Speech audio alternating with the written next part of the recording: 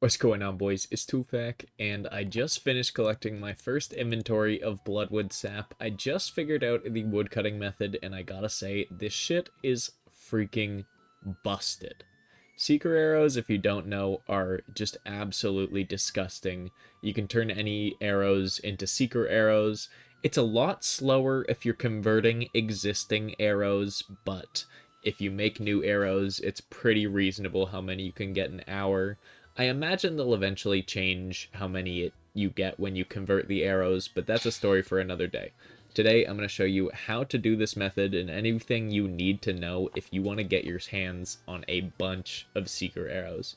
Okay, first and foremost, this is the bloodwood tree area that we are going to be chopping at.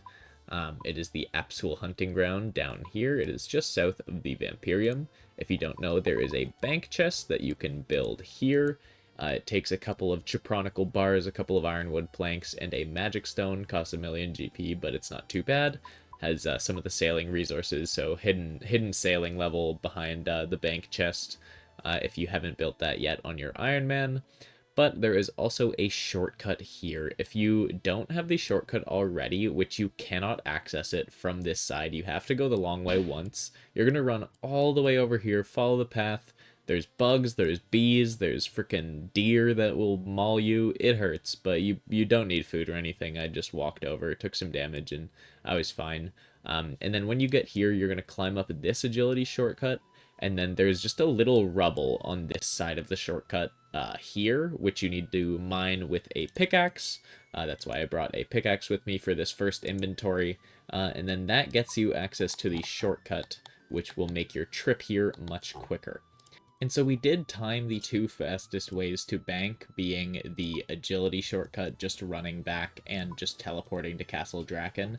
It is about 10 seconds faster to teleport straight back with the necklace, but if you don't want to spend a mil to build this bank chest, if you don't have the sailing resources, just bank wherever you want and teleport back with the necklace.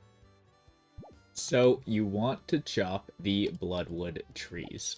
After you've got this shortcut open, we're gonna leg it over here. We got the other shortcut right here. Right here. I don't know why they're not highlighted. There's some Venators over here. Ignore them. And then we come up here to our beautiful bloodwood trees. I'm gonna introduce you to Rene, the bucket dealer. He's got a take option and a take many option. He gives you free buckets. He's just a cool guy. He's an absolute homie for that. All you need is an axe, and then get your buckets. I will put up a little chart on screen that shows you how many chops it will take per tree, depending on which axe you are using. Obviously, the quality of axe is going to matter. It's going to speed up your time here. And the felling axes do save a bunch of time as well. So if you have a felling axe and forestry rations, it's absolutely worth it here. But I recorded 10 minutes of me figuring out this method and chopping these trees, getting an inventory of bloodwood sap.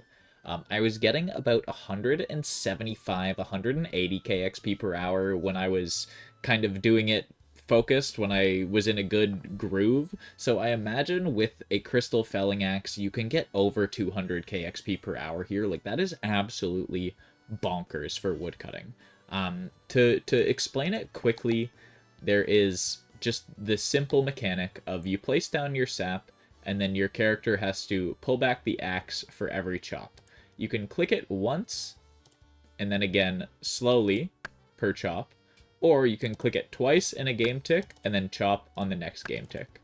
If you do this in a rhythm, you will be chopping every 2 ticks, and this is the fastest way to chop down a tree. Once you have this first one absolutely full, as you can see, you can click too soon there and it interrupts the action. You have to wait for that animation to be fully done to get that 2-tick chop. And if you don't click twice in a game tick, you will get that slow bar fill. Okay, so once you've filled up this red bar on the tree, it will start depleting. It's going to start bleeding and draining into your bucket here. This is not the end of the process.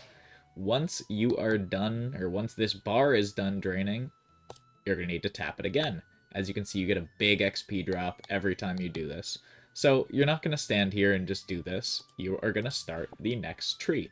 So this starts then the rhythm and the motions of this little woodcutting activity, which is focusing the next tree while also maintaining these trees pouring out into the bucket. You have to just keep an eye on those bars and have them always depleting so that when you need to come back around to that tree, it's ready for you to empty the bucket and start again.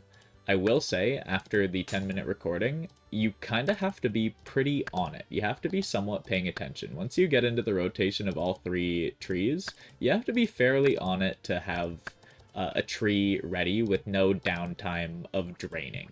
But now that I've explained the method overall, now that you understand kind of how it works, what you're supposed to be doing, how you can do it a little bit wrong, and what you should be looking for, I'll show you just the rest of my gameplay of me filling up an inventory of buckets, and you can kind of observe the loop, so to speak, of once you have the trees all going at once.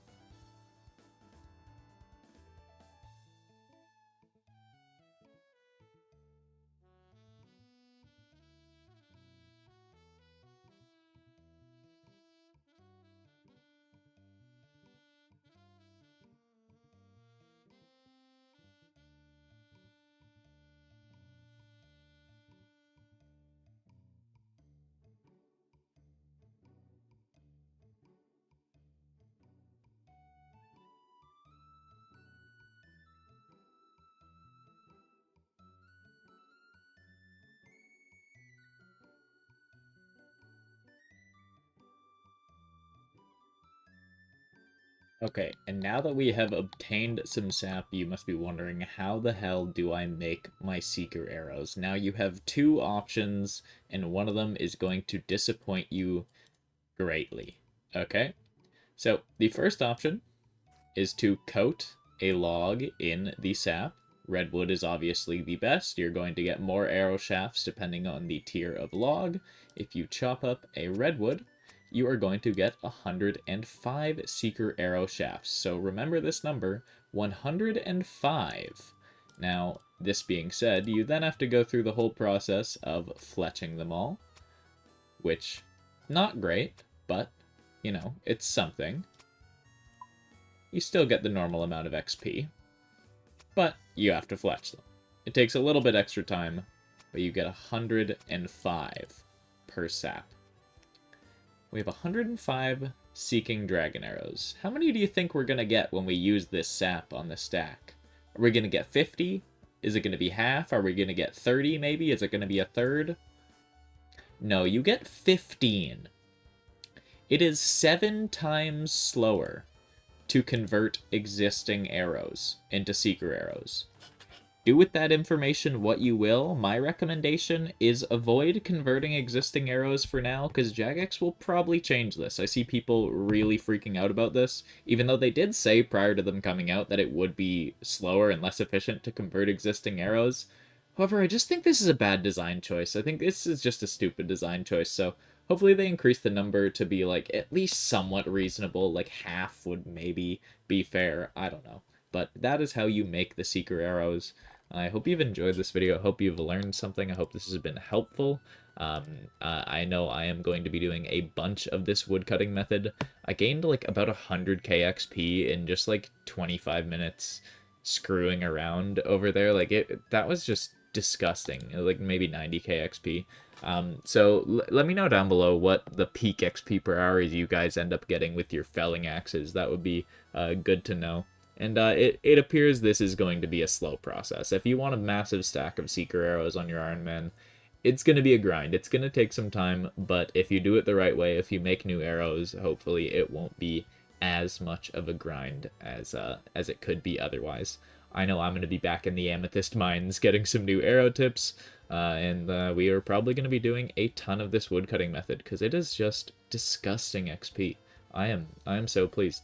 But thank you all for watching. Big shout out to the channel members, Sev and Why Try It Why. I appreciate you greatly for supporting me directly, helping me make these videos. And I hope you all have a wonderful day. Take care, boys and girls.